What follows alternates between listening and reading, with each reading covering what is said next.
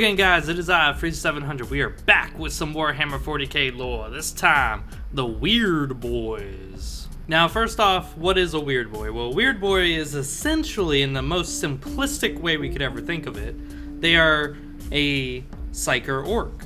But this doesn't actually lend a lot of credence to what a real Weirdboy is. So this is where we're going to get a little bit more advanced. We're going to get very sophisticated. Now, when it comes to orc society, having a psyker in your midst, you may think will be a good thing, because after all, they're able to unleash untold amounts of destruction. And you'd be right, there are a lot of orc warbands that love Weirdboyz. They're like, hell yeah, look at all this destruction they can cause. But a lot of orc warbands would just kill the Weirdboy on sight and not even bother having them in their camp. Because, well, they're the type of guys who could either blow up a whole Leman Russ tank, or they could just simply be chilling in your camp and all of a sudden pop the heads of all the boys around them. So it's kind of a give and take. It's a double-edged sword. You could have some Weirdboyz in your camp, in which case you may suffer a few casualties. You may even suffer a massive nuclear detonation because of how much energy they're transmitting through their brains. Or you could have them do pretty amazing stuff like teleporting your mega armored knobs into the heart of the enemy forces. This could be good as fuck too. So Weirdboyz are kind of in this weird niche. So let's kind of get into specific. Are they really psychers? So at the basic, every orc is a psyker. Every single one of them. Except they're really, really low as far as psychic power goes. They're as low as you can possibly get while still being considered a psyker. So every single one of them exhibits a little bit of energy. Now, this energy is really useless, but when you get a huge herd of them, and they all think alike, then this collective psychic energy all of a sudden is powerful. This is what makes their tanks move faster whenever they paint it red. It's because they all believe it, and because all their minds are slightly psychic, if all these psychic powers all combine, they can actually change the rules of reality. They can change the laws of physics. This is essentially what the orcs can do. Now, an orc psyker, essentially the Weirdboy, all he is he's gifted to tap into the Wa energy. He's more of a conduit, you could say. So it's not exactly that he's a psyker per se, because all orcs have some psychic prowess to them. Really what he is he's just more in tune with that energy. He's able to just soak it in from all the boys. Now this can have some drastic effects on the orc himself. Now this is where we're going to get into the whole orc mindset. If you were a Weirdboy, what kind of mindset would you have? Well, there's two trains of thought. So there's the Warphead, which is basically an orc boy who's addicted to the pain that is caused in his head from all this magical prowess. And then there's just the regular Weirdboy, and the regular Weirdboy just kind of doesn't want to be around this kind of shit all the time because it's painful. Now, when a Weirdboy is around all this clamoring and all this psychic juice, it's going to overload his head and it's going to cause him some intense warp-inducing migraines that he's not going to want to be around with. But it kind of works a little bit like a brain orgasm, I would like to say. Essentially what happens is when they reach a critical point where they just have to release that energy, they no longer feel pain because their mind's eye starts to open and they're kind of taken in an out-of-body experience where they're able to almost see Gork and Mork. And this is where they pretty much just unleash whatever psychic power they just have in their head. Now the only issue is that, as you can tell, they don't really have any control over this, and that could be the reason why it's so deadly, is that they could accidentally kill their own war boss. They could kill their own Wa. Now that, of course, doesn't deter the orcs. They still love it nonetheless. It's still nice and shiny when it goes off, but this definitely does play into the perspective as to why a Weirdboy is more or less cursed with his reality. So it's painful for him to be around other orcs because his mind will just hurt. His brain will feel like it's having the worst headache in the world. But at the same time, it feels good when he discharges the energy and just shoots it out. But if he doesn't want to keep doing this because it hurts a lot, this is where he's kind of like a cursed samurai in some sense. Because everywhere an orc goes, they exhibit those spores, and those spores create more orcs. So even if a weird boy went onto a ship and found himself on a planet that no other orc is on, he's still cursed, because just him being there is going to cause more orcs to be created, and they're going to pick him up and go, hey, look, let's all start a fight, guys. And then they're going to be like, yeah, sounds like a good idea, man. And that's going to, again, cause him more migraine, so he's going to have to find another planet that's totally barren. Now, Warphead train of thought is more of, yeah, get me in the wall. Let's start blasting these fools. And that's more or less their train of thought. They're just going to sit there and blast the fuck out of their energy. They love it. Now, how does a weird boy per se gain energy? Because they're not really dipping into the warp. They're actually dipping into the collective psyche of all the orcs around them. And that's a little different. So there's kind of two things here that's going on. A psyker, a real psyker like Eldar, human, they actually draw their power from the warp. They don't really draw their power from other people. That's not their forte. They draw it from the warp directly. A weird boy isn't capable of doing that. Instead, they draw off the Wa energy that's being given off by their thousands and thousands of comrades. Again, they're all minor psychers. So by able to have like a million orc boys all yell in excitement, that's going to unleash a devastating nuclear wave of energy that the weird boy can harness. The only issue becomes is how much can this conduit handle before it bursts, before it's too much. And this is where the weird boy arsenal is going to be touched on. So already we kind of established that they're not really psychers, but at the same time they kind of are. So what about their armor and stuff? As you can tell, they're not really armored at all. That's for a reason, which is that they're not meant to be armored. It's honestly a bad thing if you do armor them, because that's just going to mean there's more energy that they're going to have to hold, which again can cause a lot of issues.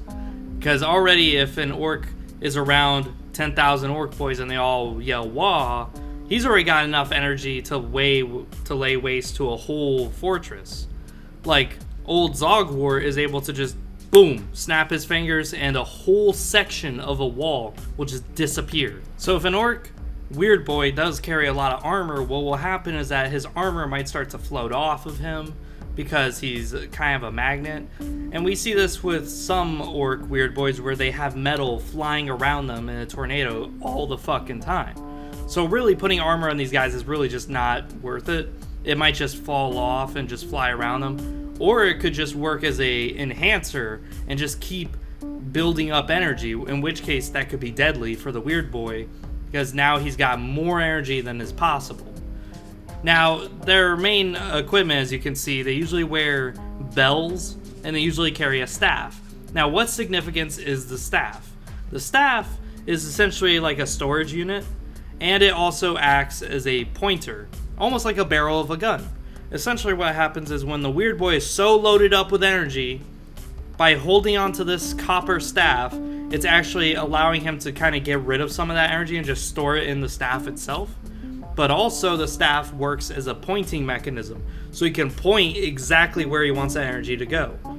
These weird boys do not control their spells. They do not control anything that they're doing.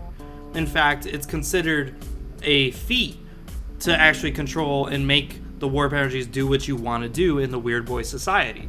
If a weird boy looks at you and goes, I'm gonna make you turn into a squig, bam! And you actually turn into a squig, that's an achievement. That is a huge achievement. No other weird boy could do that.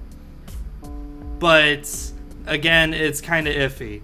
Like, one weird boy may go, I'm gonna turn you into a squig, boom. And all he does is he teleports you instead behind him. Again, it's not exactly a finesse. It's not a skill that they can actually develop. This is where the warp heads are able to kind of control their abilities a little bit. But again, it's not exactly finessed.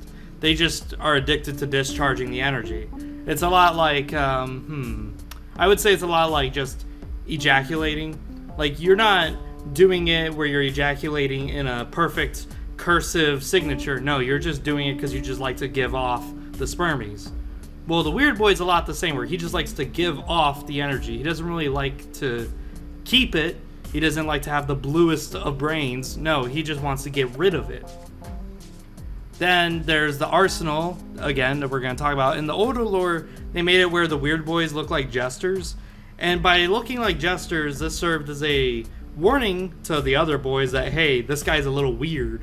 But also, it also serves as a audible warning, so that way they can hear the bells in case they're not looking. And by hearing the bells, they realize, oh shit, I'm standing right next to a fucking nuke. I better not start a fist fight with this guy, because this fist fight could kill both of us. And then, it also serves as one other purpose. This is more of a purpose that was never stated, but it's one that I've kind of understood, is that by having metal on the Weirdboy, you increase their storage capacity of energy. That's something that we all agree on, that's what I've been saying this whole time. But by having bells on the Weirdboy in all directions, that kind of serves as the same purpose. It serves as just a storage battery for the Weirdboy. But it also serves as pointers. So in other words, if you have a Weirdboy who's got like 6 bells on his head, and they're all facing different ways, well, if you teleport him in the middle of an Imperial Guard regiment, and he just starts going brain crazy, all of a sudden he's going to electrocute 6 guys all around him, because he's just going to have beams of lightning shooting out of those bells. Again, it's not really a practical thing, but it is the orcs. Simple is best. Simple is what works for them. And that's something that I really like about the Weirdboyz, is that they're screwed, they're cursed, they can't really be in an orc society, but there are some of them who are able to just get addicted to discharging that energy, and they do it so incredibly powerfully and so destructively that they could actually end up leading a weird Wa. And that's an actual Wa, a weird Wa. A weird Wa is essentially when a Wa is being led by a weird boy who just happens to be the war boss, which is rare. That is extremely fucking rare. Like, we have old Zogwart. He was able to pretty much lead his planet to victory through just his crazy magic. He's essentially like Wurzag. I love him. He's crazy.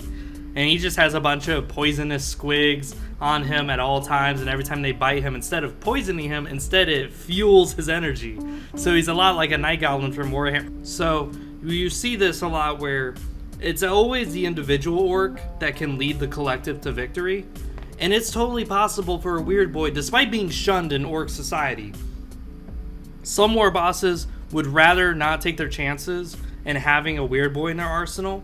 Other war bosses will have a Weirdboy, but they'll lock him up to make sure that he doesn't cause too much trouble or doesn't accidentally blow up the camp. But there's always that possibility in orc society for anybody in any class to rise to the top. And a Weirdboy leading a Wa, that's scary. Because now there has been one Weirdboy, at least in particular, who can kind of instill discipline and patience into his fellow orcs. He's almost able to mind control them. Because again, their warp energy isn't warp per se. They're not tapping into the warp, they're tapping into their minds of their fellow comrades. Because their comrades exhibit so much energy, since they're all technically psychers. And by doing this, this makes it where they're no longer a target to demons. Now, technically, I would like to consider Tuska Daemon Killer a weird Wa, because he brought a lot of Weirdboyz with him to demon worlds. But by classification, a weird Wa is usually a Wa led by a Weirdboy. So besides that, this has been Weirdboyz. I hope you guys enjoyed. Comment down below what you guys think. Maybe you guys learned something new. Maybe you guys learned something that you've already known before. Maybe you guys just like the way I put it. So besides that, this has been Freezer700. I'm out. See you guys next time.